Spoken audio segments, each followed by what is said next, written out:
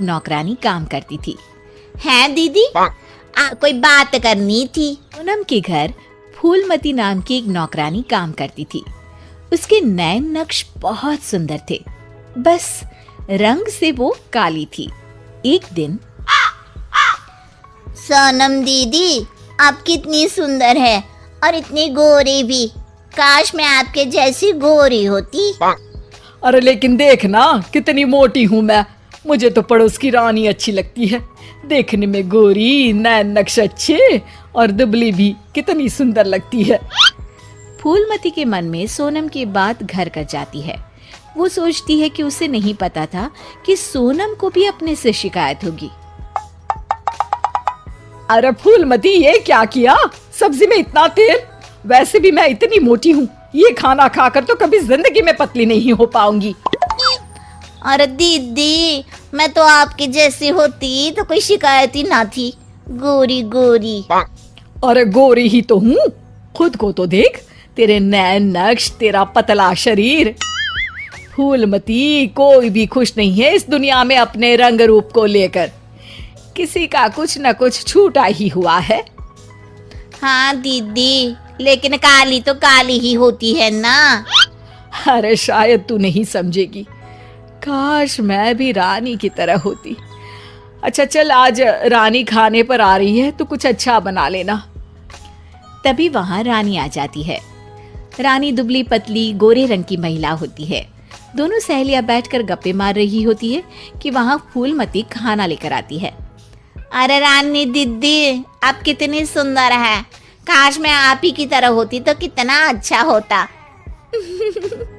शुक्रिया फूलमती, लेकिन तुम्हारे नैन नक्श तो बड़े ही तीखे हैं। हाँ दीदी, लेकिन हूँ तो काली ही ना। वैसे तो मैं भी वो सामने वाली वंदना को देखकर सोचती हूँ कि काश मैं उसके जैसी होती।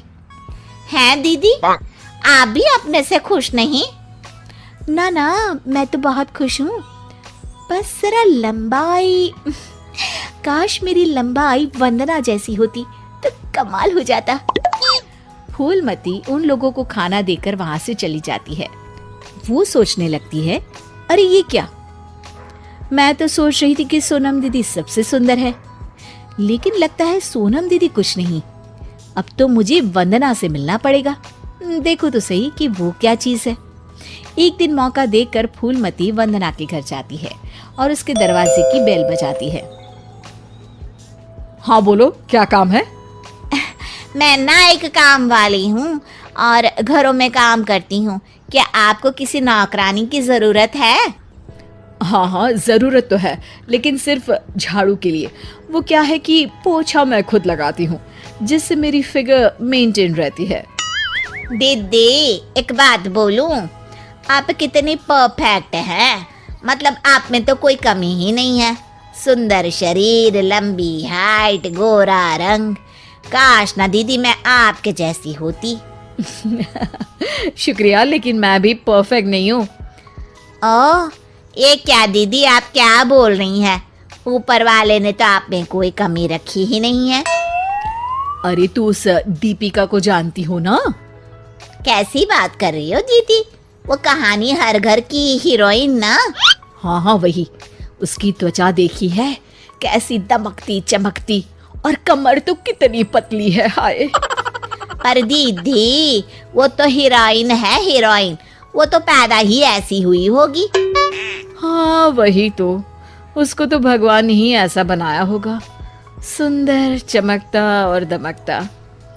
फूलमती सोचने लगती है, अरे ये क्या, आकांक्षाओं का कोई अंत ही नहीं है।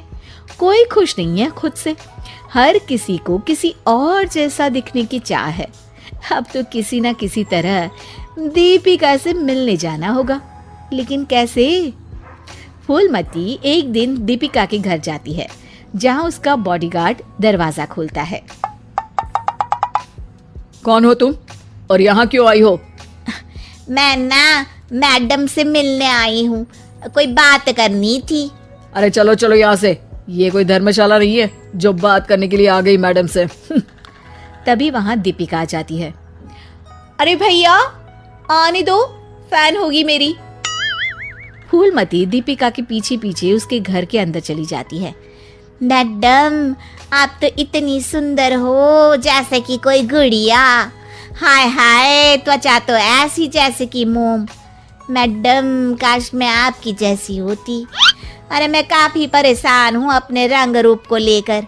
एक ही जिंदगी और उसमें भी भगवान ने मुझे ऐसा बना दिया। दीपिका को फूलमती की बात परेशान कर देती है। वो उसे पास बिठाती है और फिर कहती है, देखो, मैं भले ही सुंदर हूँ, लेकिन उसे बरकरार रखने के लिए मुझे बहुत मेहनत करनी पड़ती है। मतलब मेहनत क्यों और कैसे? मैं खाने पीने में हर वो चीज नहीं खा सकती जो तुम खा सकती हो। मैं धूप, पानी, हवा, धूल से दूर रहती हूँ, नहीं तो दाने निकल आते हैं। ना जी ना मैडम, मैं तो सारा दिन घूमू हूँ। बारिश में भीगना तो मुझे बहुत ही अच्छा लगे है। अरे महंगी महंगी क्रीम पाउडर जिस दिन मैं लगाना छोड़ दूँ ना, तो देखो कैसी बुढ़िया सी शक्ल हो जाएगी मेरी। अरे मेरे ये सुंदर होठ, ये तो मैंने सर्जरी से करवाए हैं, जिसका मुझे बहुत ज्यादा ख्याल रखना पड़ता है। दीपिका की बात सुनकर फूलमती वहां से निकल जाती है, वापस आती है सोनम के पास और काम करने लगती है। अरे फूलमती, क्या हुआ? आज बड़ी खुश लग रही है। हमेशा तो परेशान सी रहती थी, अब किसके जैसा लगने की चाह है? किसी की तरह नहीं दीदी, भगवान ने तो मुझे बहुत ही अच्छा बनाया है। मेरे जैसे नैन, नक्श और काया हर किसी को नहीं मिलती। मुझे ना तो कोई महंगी क्रीम लगानी पड़ती है और ना ही खाने पीने में कोई परहेज करना पड़ता है। मौसम कोई भी हो, मैं तो पूरे मजे लेती हूँ। ना धूल से प्रॉब्लम और ना ही डॉक्टर के चक्कर। तो दीदी, मैं तो अब खुशी रहूंगी ना।